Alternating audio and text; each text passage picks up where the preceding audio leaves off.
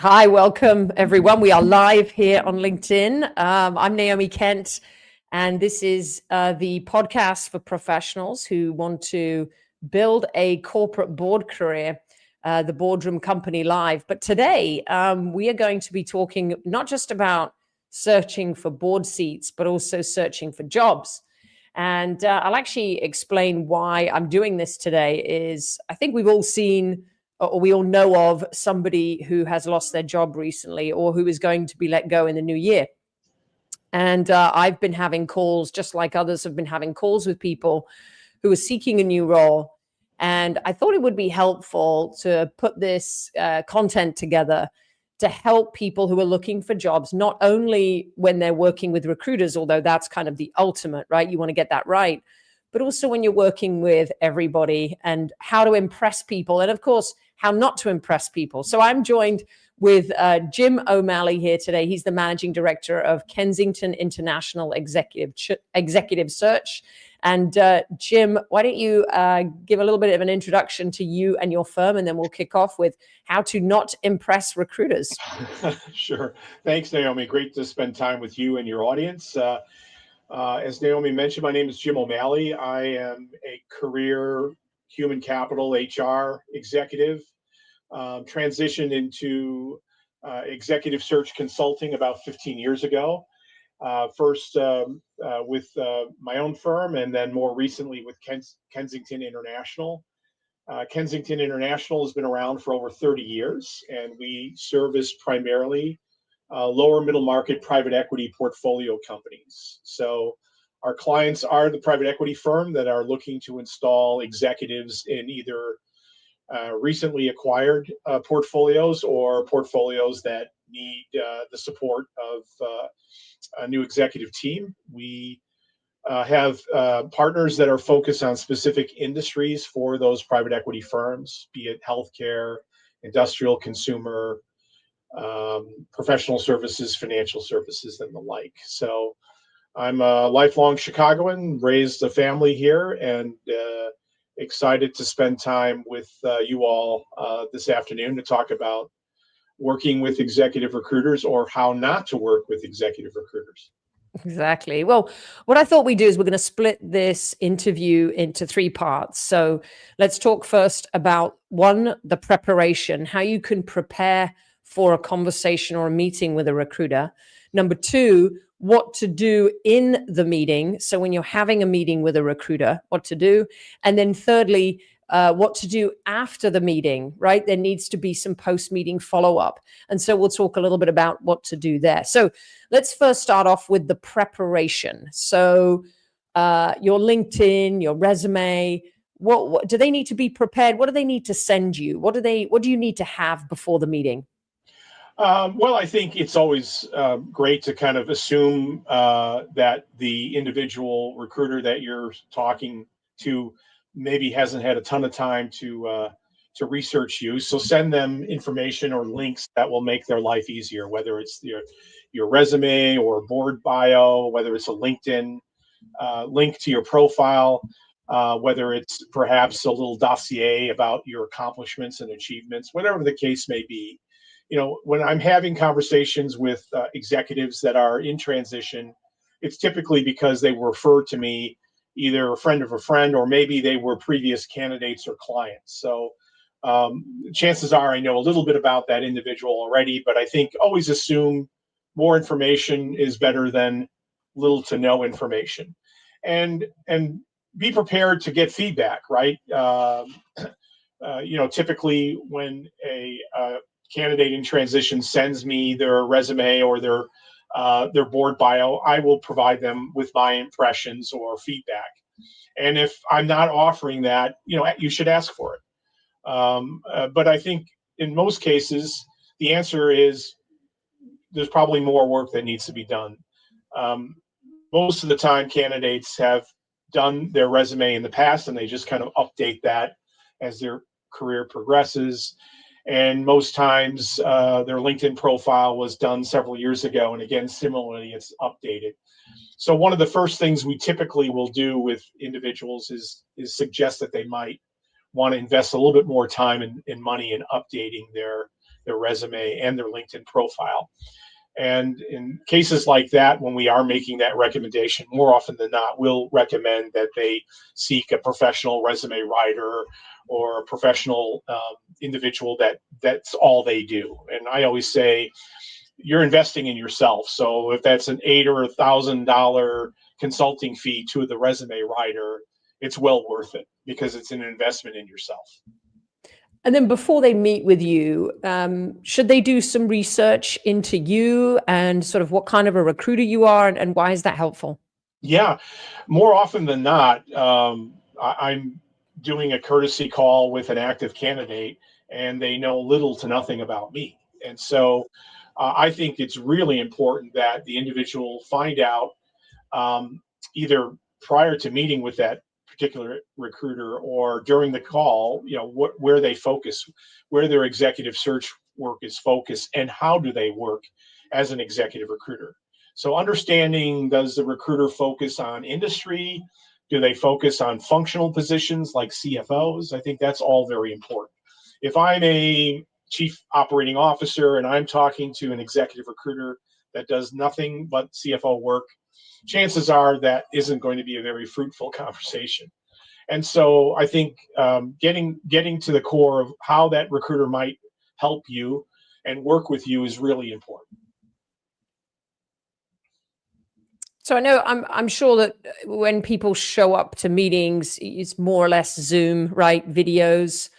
What would be your advice to people who are jumping on a video call or who are having a phone call with you? What should they be looking out for?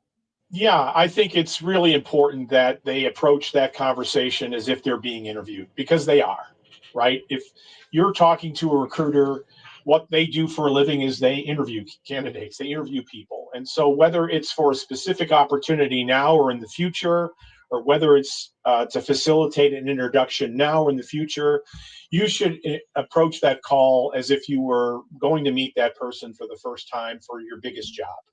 And so know your audience and be respectful of that individual. Show up well dressed. You don't have to wear a suit or a tie. As you can see, I'm I'm dressed for warmth today. It's pretty cold in Chicago. But I think it's important that you show the respect that you're taking that individual's time and show up ready.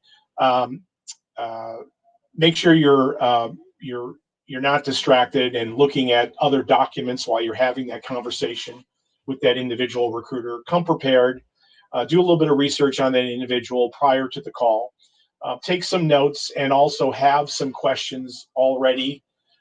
So when you have the opportunity to ask the recruiter questions, you have some already lined up. And I think it's really important to let the recruiter steer the conversation initially, right? Don't launch into, here, let me tell you all about my experience, because I can learn about your experience a lot of different ways. I can read your resume. I can do some research on your background. Certainly the person that referred you to me will have a perspective. Really what I want to take advantage with in that initial conversation is really getting to know you as an individual, understand your values, traits, what type of culture elements would be a good fit for you, because anymore what I do as an executive recruiter is 49% assess for experience and responsibilities, and 51% really assessing for, do you fit my client's culture? Do you share their values? Yeah, because you can have a really great person who just won't fit with the company and then they won't last. So that's not good for you. And by the way, all of this advice that you're hearing about preparation, it's exactly the same if you were introduced to someone to say, hey, I know you're looking for a job. Why don't you speak to Naomi or someone else, right? To network. So really important that you show up as if it's an interview.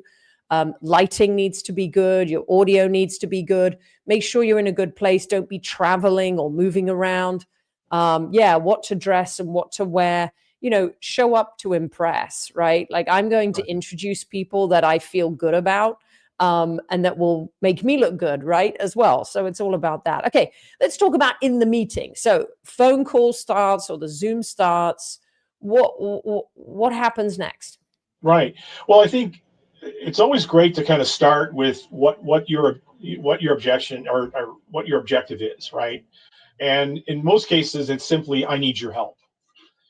That's a really powerful ask of any individual. If you take the time to ask somebody to help you, you're flattering that individual. So take advantage of that right away and say, I need your help, or could you help me with this? I think the simple notion of asking somebody for help is very powerful. And 90% of people, if you ask them for help, is going to say, yes, how can I help you? It's just that human trait that we have. Those that don't want to help you or refuse to help you, you don't want to be dealing with them anyway. So by asking that question up front and getting that reaction, that positive affirmation, I think is really good for you and good for the individual that you're talking to. I would say, again, back to a comment I made earlier, let the recruiter steer the conversation. They may have a couple of questions for you up front. So you should be prepared to answer those questions. And they might be, hey, if I'm in transition, why am I in transition? So a recruiter will inevitably say, why did you leave your last role, or why are you actively looking for a role? And more often than not, they're going to ask you, tell me about yourself. And that could be, again, that could be a lot of different things. And you might want to clarify with them, do you want me to go through my resume, or are you asking me that question more on a personal basis? Do you want me to share? So clarify. If you're unsure what the meaning of the question, ask the individual, hey, what am I, if I recite my resume to you, is that what you're looking for? Or are you just looking to learn a little bit more about myself? And again, chances are, if I'm asking you to tell me about yourself, I want to know a little bit more about who you are versus, hey, why don't you walk me through your resume? It's true, right? Like, you don't need to sort of repeat it. I think that's a very good point. And there's got to be a little bit of small talk as well, right? So again, if you're networking with someone, go to their LinkedIn, look up. Usually people put something about their hobbies or interests or their family or where they live, or, you find a way to connect, right? Right. That's really important, Naomi. I think finding the way to connect is huge. And so if I'm going to have any small talk, it'll probably gear towards mutual connections. Who do we know? Shared connections, or shared interests, or shared information. And, I always tell this story about my father, who was a professional sales man his entire career. He sold cars. He had a car dealership, and he would tell me the big icebreaker for him was knowing a little bit about everything. He said, Jim, you don't have to have deep puddles, but you have to have lots of puddles. And so knowing a little bit about a lot of different things can be very helpful to break the ice. Yeah, I think so. And when you think about going into a meeting, again, if it's a recruiter, it might be a little bit different. But I always say to people, if you're networking for a job, um, see how there's a way that you can help them, right? Like, how this isn't just about you, especially if you don't know them. I think if you offer to help someone, it builds immediate trust. And so if you step out and say, hey, Jim, I know we haven't really met, but is there any way that I can help you? Is there a search you're doing, right, that I can be helpful with if I might know somebody, right? Yeah, no, I think that's really important. You don't want to be too scripted, though, right? That's true. Getting to know the individual recruiter, how he or she works, what their focus is probably more important than asking the question, hey, how can I help you? That is something that is being coached now with a lot of active job seekers when they're talking to executive recruiters. And so it sounds a little rehearsed at times. Certainly, if I need your help, it's great to know that I can ask you. But if you're the one that's really contacting me right now, seeking my help, it's better to kind of focus on how can I help you? And you want to empower the recruiter by sharing with them specifically how you think they can help you. Are they working on a specific search right now that you feel you're qualified for? Or perhaps they have relationships with an individual or at companies that you have an interest in. Most importantly, you want to walk away with every conversation with an executive recruiter with more contacts to help build your network. And so I always ask, are there three individuals, Jim, now that you got to know me a little bit, that you think within your network you could introduce me to? So at a minimum, every conversation that you're having, you're walking away with at least one of those three things. Yeah, and sometimes even one introduction leads to multiple introductions after that, right? That's So right. yeah, it doesn't even have to be a large number. But no, I think that's great. Okay, so we've prepared for the meeting. We've had the meeting. What do we now do after a meeting with a recruiter? And we'll also talk about when we network as well. But let's talk about the recruiter first. Yeah, well, I think again, you've just spent a half hour or 45 minutes with an individual. If you found that contact or that individual was helpful, you built a connection with that individual. I think following up and staying in touch with that an individual recruiter is really important, and it's really incumbent on the candidates to really do that, right? So following up with a nicely worded email or a note, ask for feedback in terms of how they felt, what that recruiter felt or needed that they could suggest or share with you. Staying in touch again, would it be appropriate, Jim, for me to follow up with you in 6 or 8 weeks, or better yet, say, hey, Jim, when would be a good time for me to follow up? And then make sure you're connected with the recruiter, whether it's on LinkedIn and sharing information. But I think post meeting, if you invested that time, don't let it all go to waste. Develop a relationship, stay connected, and then that's really how you find sincere individuals come back and say, hey, how can I help you? It's not the conversation that I just had with you for the first time, but it's that follow-up conversation. Jim, are you working on anything right now that I could be useful with? Or is anyone in my network somebody that I can introduce you to? Now, if you said to somebody, and I know I've done it too, I look over their board bio, or I look over their resume and I say, hey, these are maybe some changes to make. What's your advice? Do it fast and follow up, or what should people do? Yeah. So every time I have a conversation with an individual, and again, there was a connection, or I thought that individual had,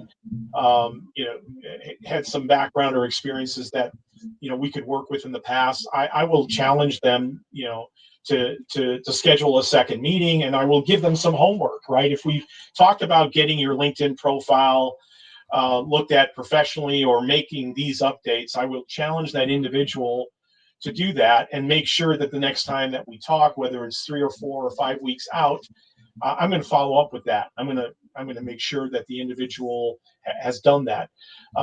Secondarily, if I've suggested that they reach out or follow up with these individuals, I'm going to check and see that they've done that. And again, if they're sincere, if they valued the time that I invested in them, they will have done that follow up. And then that tells me a lot.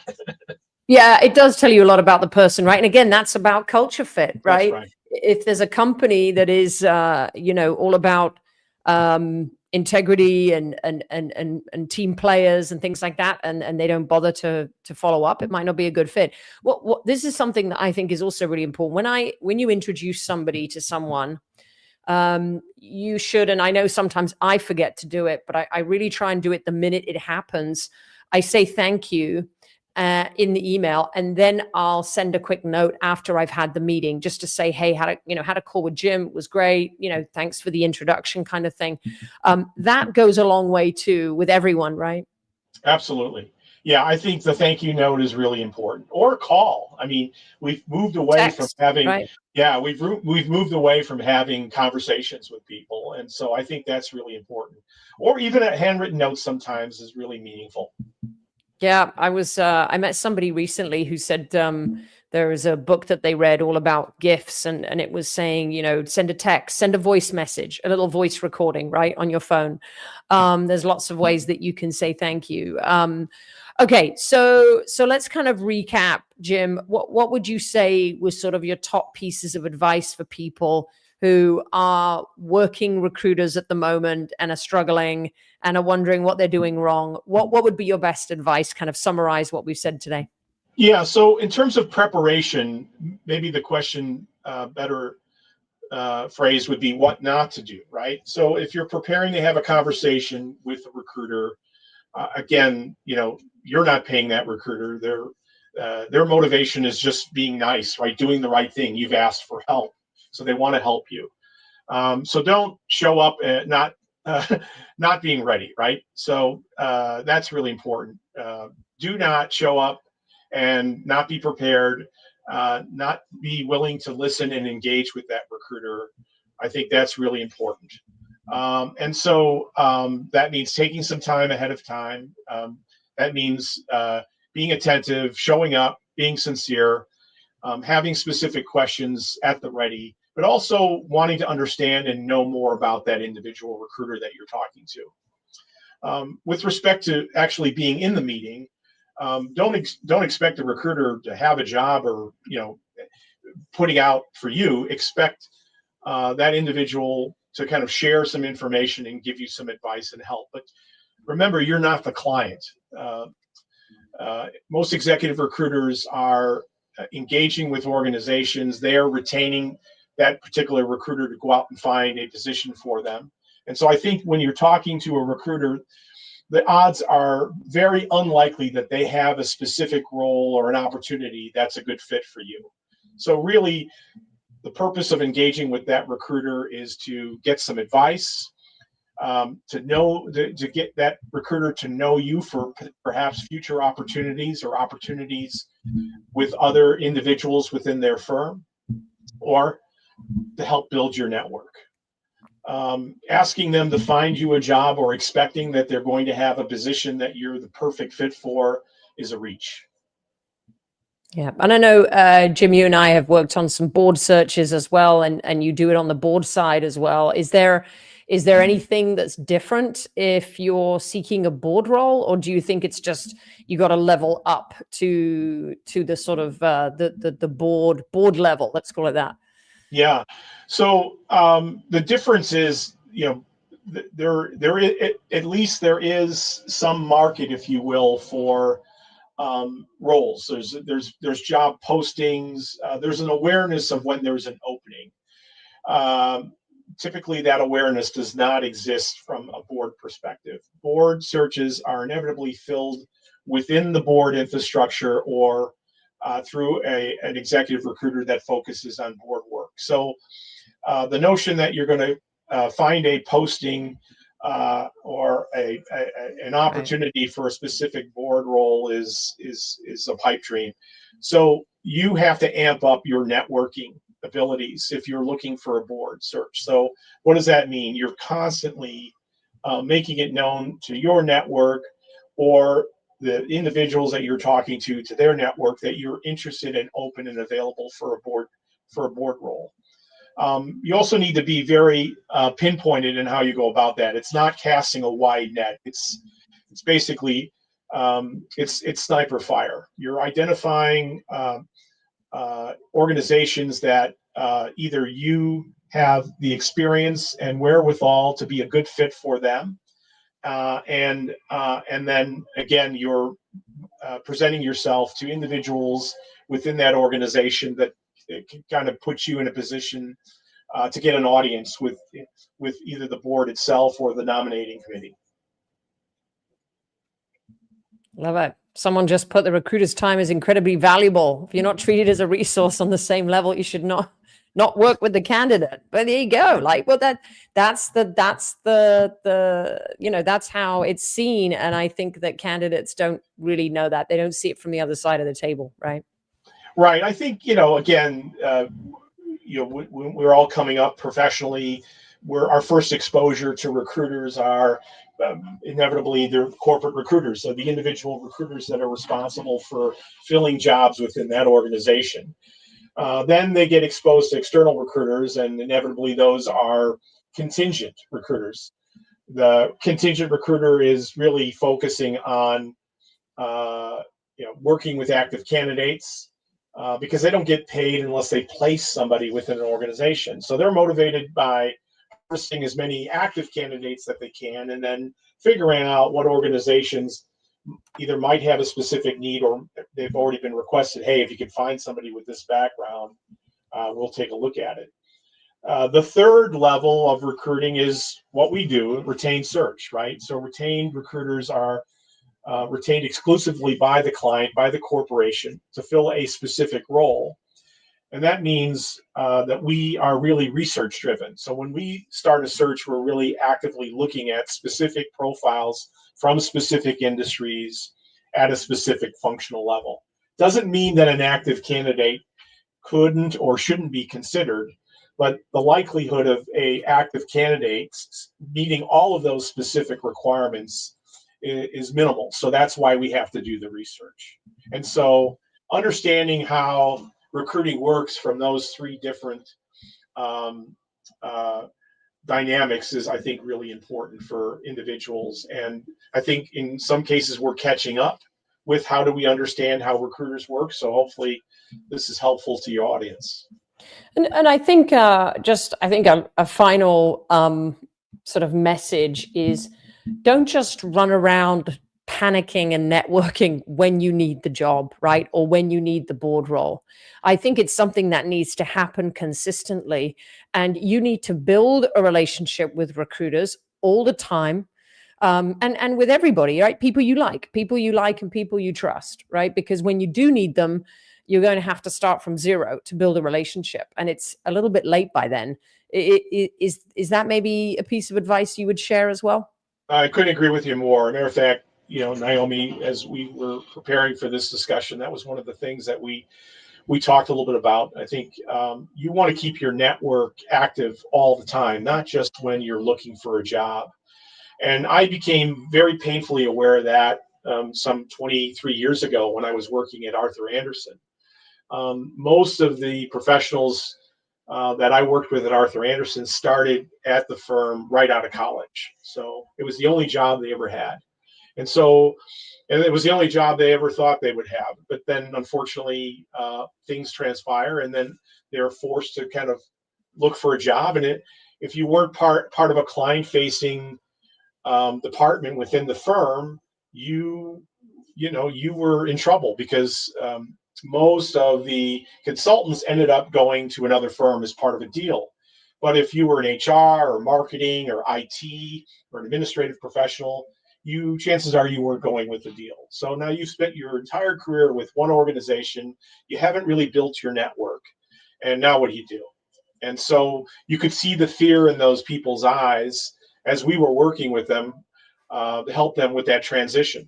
And so that one thing that stuck with me from that experience is encouraging people to constantly be working, always be building your network, but not just building your network, staying connected to your existing network and not reaching out to them just when you need their help. That gets old really fast. And, I think we've all had those experiences or can tell a story where, hey, the only time I hear from XYZ is when she needs a job. Otherwise, I never hear from her. And you'll let that happen once or twice before you cut that person off. Yeah, it's true. So less transaction, more authenticity, right? Like less of the transactional relationship. Well, listen, Jim, we're coming up on time here. I think this has been really insightful. And I think anyone who's listening, please share this live event. There will be a link available. It'll be recorded on LinkedIn, but share it with anyone you know who is job seeking. We want to help those who are job seeking, and we wanted them to put their best foot forward when they're talking to recruiters, but also networking with all of us, right? So, right. And it makes our lives easier when we know what we're doing and we know if we can help or not. So very helpful indeed. But Jim, thank you very much. I know you've got a busy day ahead. It's busy for you there in the recruitment industry. Any final words?